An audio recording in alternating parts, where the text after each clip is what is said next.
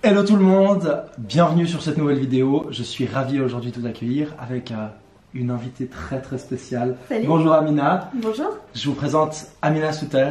Ça fait un moment qu'on a envie de faire cette vidéo. On s'est retrouvés pendant mon voyage de 3 semaines en Thaïlande, mais en fait on s'est rencontrés avant ça à Bruxelles. Et c'est drôle parce qu'on s'est rencontrés à cet endroit et on a beaucoup de choses en commun avec Amina. D'abord les deux, on a une chaîne YouTube, vous trouverez le lien en dessous de cette vidéo.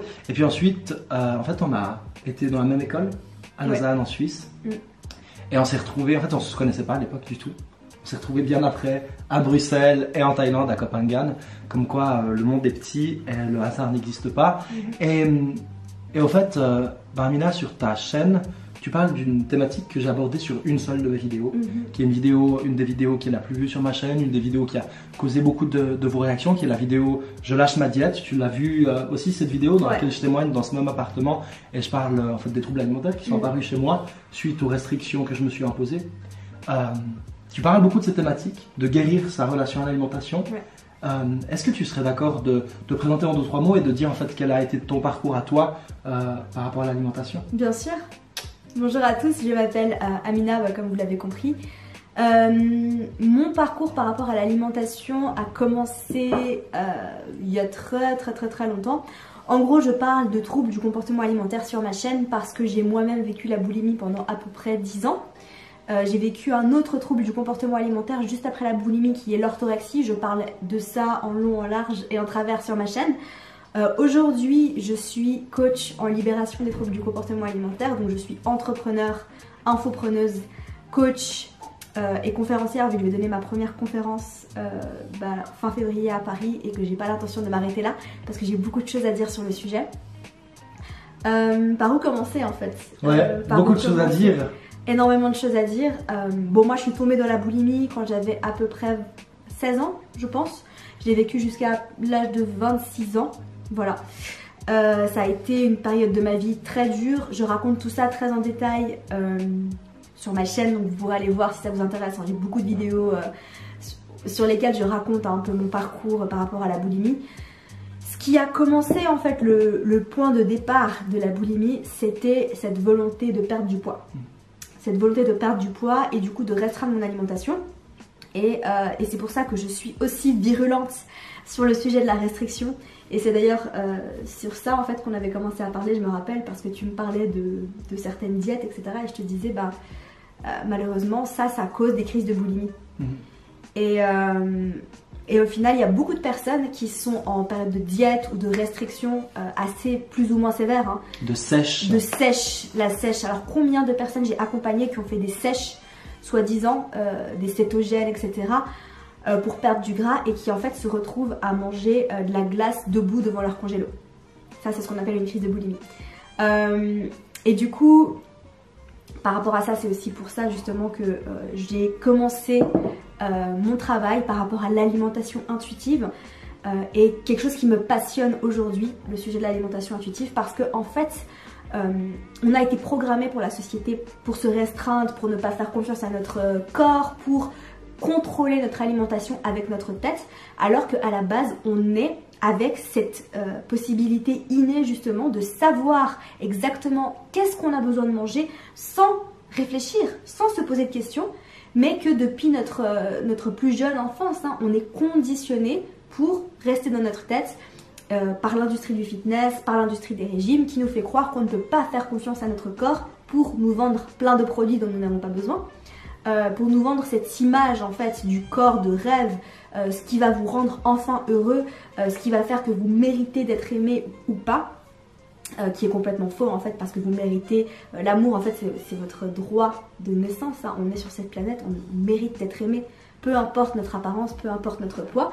Mais c'est pas ce que l'industrie du fitness essaie de vous faire croire, parce que bien évidemment il y a un intérêt économique là-dedans. Et c'est mon combat en fait de tous les jours, c'est de faire en sorte qu'un maximum de personnes, alors surtout des femmes, parce que j'ai une audience qui est à 98%, je sais pas si je dis 98 sur ta chaîne, mais il y a plus de Français ou de Suisses qui te suivent. Plutôt des Suisses. Plutôt des Suisses, alors 98% de personnes sont des femmes sur ma chaîne, parce que les troubles alimentaires ça concerne majoritairement des femmes, malheureusement. Et j'essaie de vraiment leur faire comprendre qu'il faut lâcher prise, qu'il faut arrêter de contrôler l'alimentation, qui en fait le contrôle, la restriction, c'est ça qui vous maintient dans les troubles du comportement alimentaire, c'est tout ça qui fait faire des crises de boulimie, et que quand on laisse tomber tout ça, qu'on se reconnecte à son corps et qu'on laisse notre corps nous parler à travers des signaux que j'enseigne sur ma chaîne, dans mon travail, dans mes coachings, dans mes formations, c'est comme ça en fait qu'on arrive à obtenir notre poids de forme qui est notre poids naturel, et que vous pouvez très bien passer toute votre vie à vous battre contre votre poids de forme. Vous allez simplement vous rendre malheureux et impuissant parce que notre corps a toujours envie de maintenir cet équilibre vers notre poids de forme.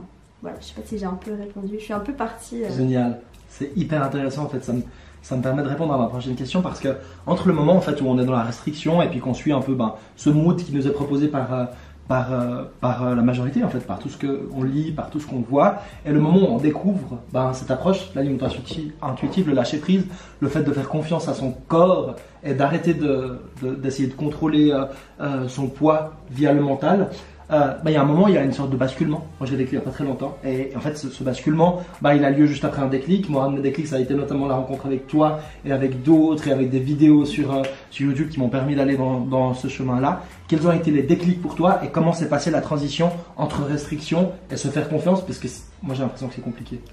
C'est très compliqué, ça va pas se faire comme ça, surtout après 10 ans de boulimie, t'imagines bien que ça a été très compliqué de lâcher prise, parce que en fait la boulimie, les troubles du comportement alimentaire plus en général, c'est un problème de contrôle de l'apparence et de contrôle de l'alimentation, qui les deux sont liés. On contrôle notre alimentation parce que vous contrôlez notre apparence, et du coup on contrôle notre alimentation parce que vous contrôlez notre apparence, et on contrôle notre apparence en contrôlant notre alimentation. Tu vois, c'est un cercle vicieux.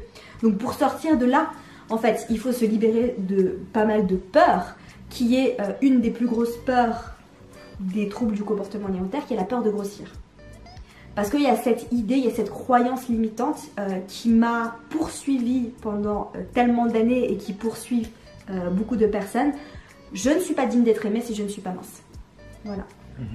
Et ça, c'est quelque chose que la société nous fait croire. On n'est pas digne d'être aimé si on n'est pas mince.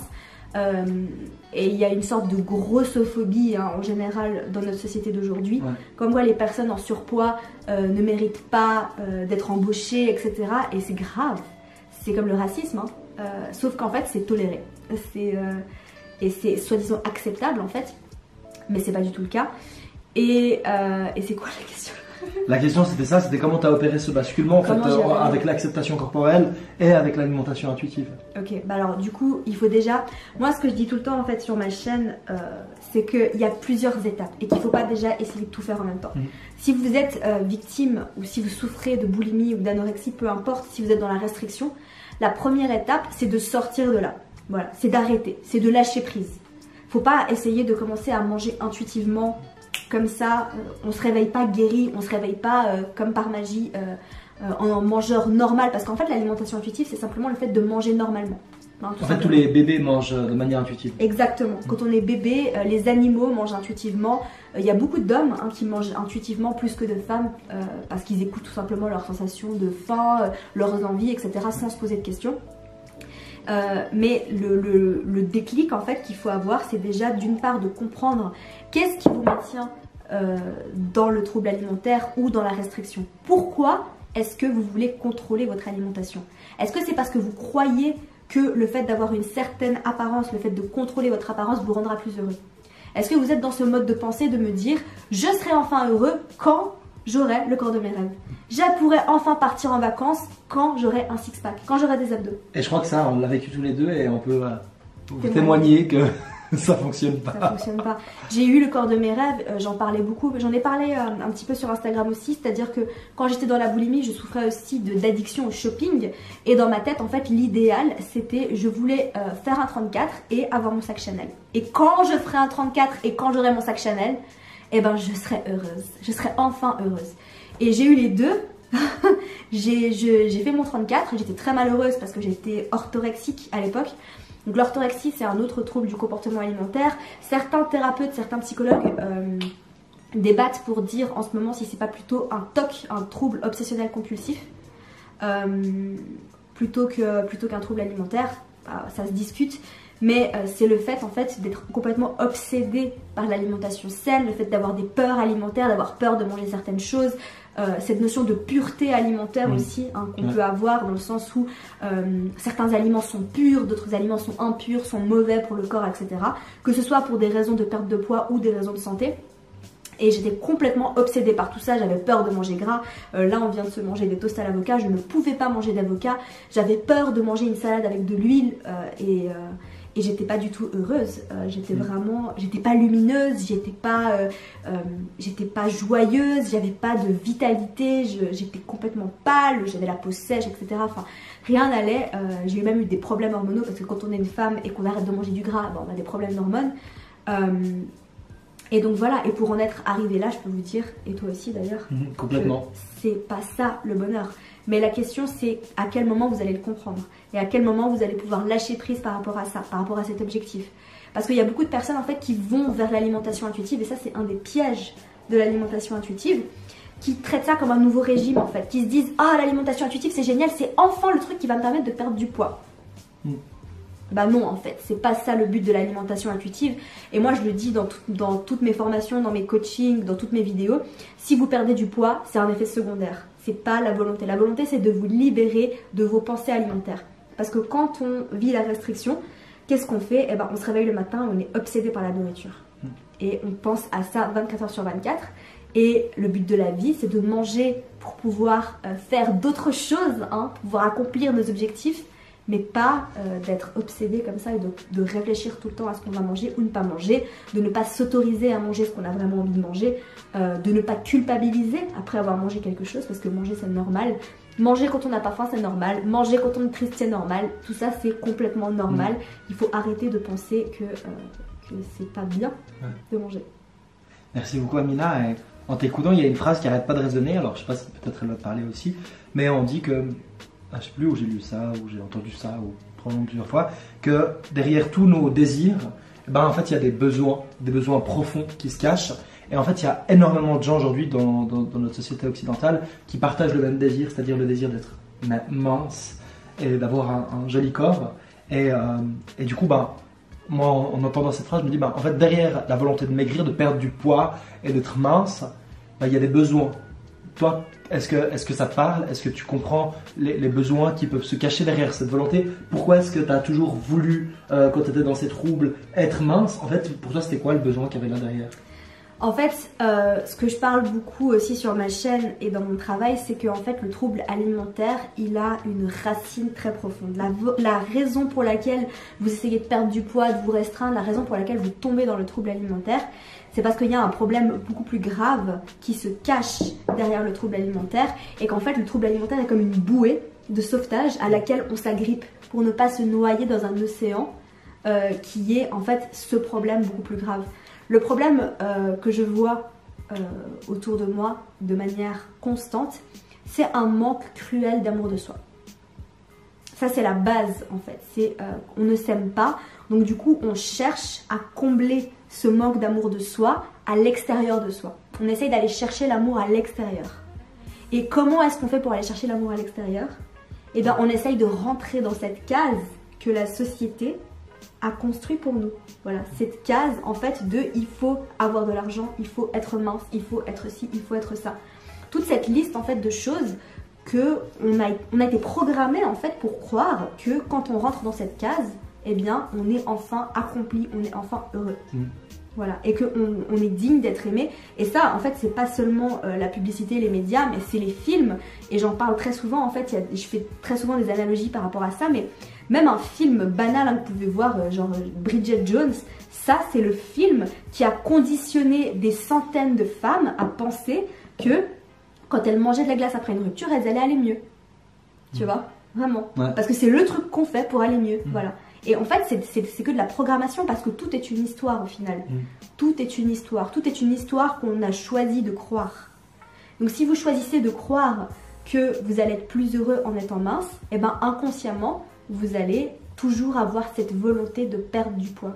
Il faut vraiment avoir une sorte de déclic et de travailler sur son histoire personnelle. Où est-ce que ça a commencé pour pouvoir enfin se sortir de là. Je sais pas si j'ai répondu à ta question. Oui. Oui, vraiment. Je te remercie et ça rejoint un peu, enfin, ce que tu dis rejoint un peu ce que j'ai l'impression d'être en train de découvrir. J'en parle encore pas beaucoup sur ma chaîne parce que c'est des choses sur lesquelles je suis en train de travailler.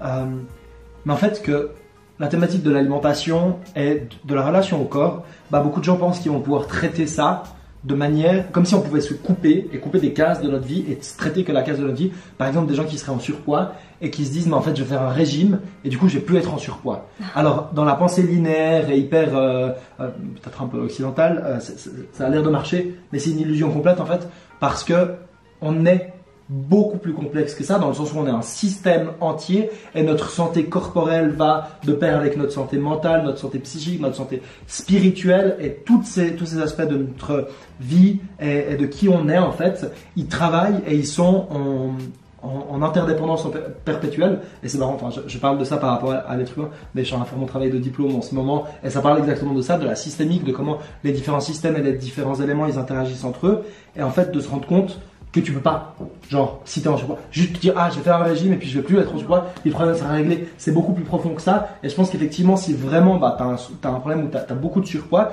bah, que c'est plutôt par un travail d'introspection justement que tu vas pouvoir aller dans quelque chose de l'ordre du mieux. Mais en fait, tu peux avancer que toi et toi en entier et pas juste un bout. Je sais pas si...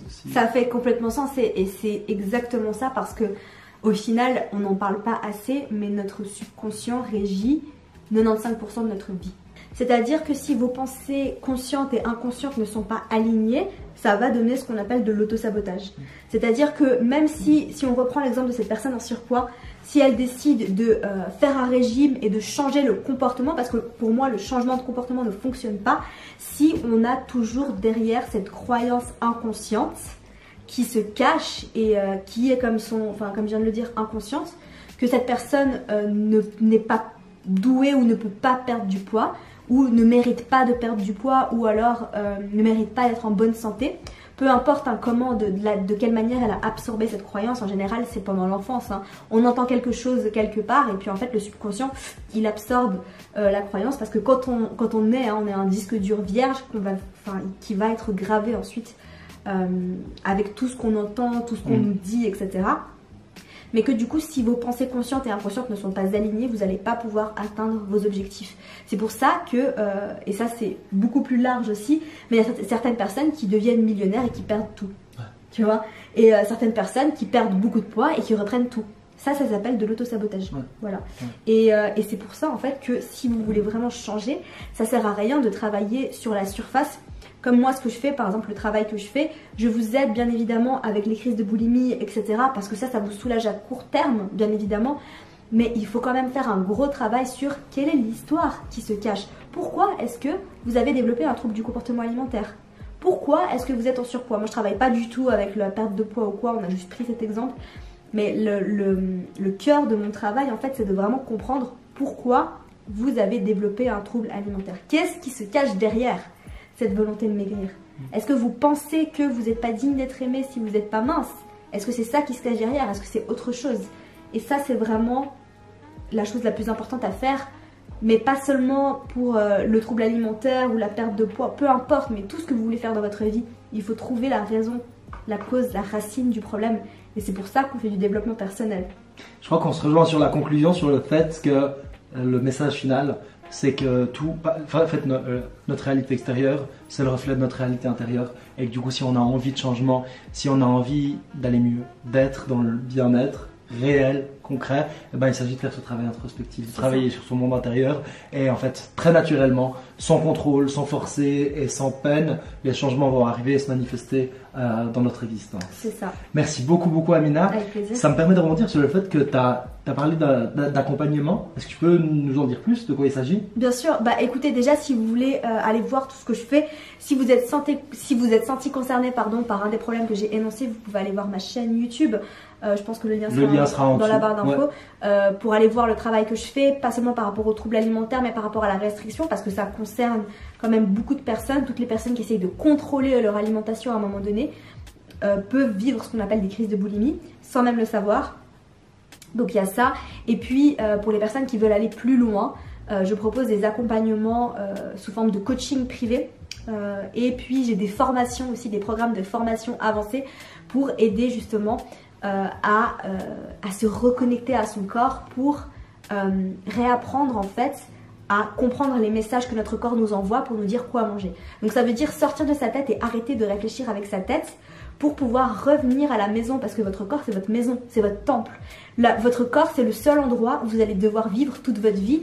Donc c'est très important d'apprendre à le connaître et d'apprendre à connaître ses signaux pour pouvoir ensuite savoir quoi manger sans réfléchir, sans restriction, sans culpabilité. Et ça devient assez facile dans le fond. J'ai aussi d'autres formations sur l'amour de soi, mais bon, ça c'est encore un autre sujet, peut-être pour une autre fois. Pour une autre vidéo. J'espère voilà. Une autre vidéo qui sera tournée peut-être dans d'autres endroits du monde.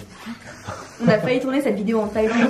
On devait la tourner normalement à Koh Phangan, au sud de la Thaïlande, où on était ensemble sur cette île. Et puis finalement, on a eu tellement d'activités, tellement de choses à faire qu'on n'a pas pu le faire. Et on s'est dit, bon, c'est pas grave, on se retrouve à Lausanne avec d'autres températures et d'autres ambiances, mais on l'a fait quand même la vidéo. C'est ça. Merci beaucoup, Amina. Bah, merci de m'avoir reçu. Et à très bientôt, j'espère. À très bientôt. Comme d'habitude, prenez soin de vous. Bye.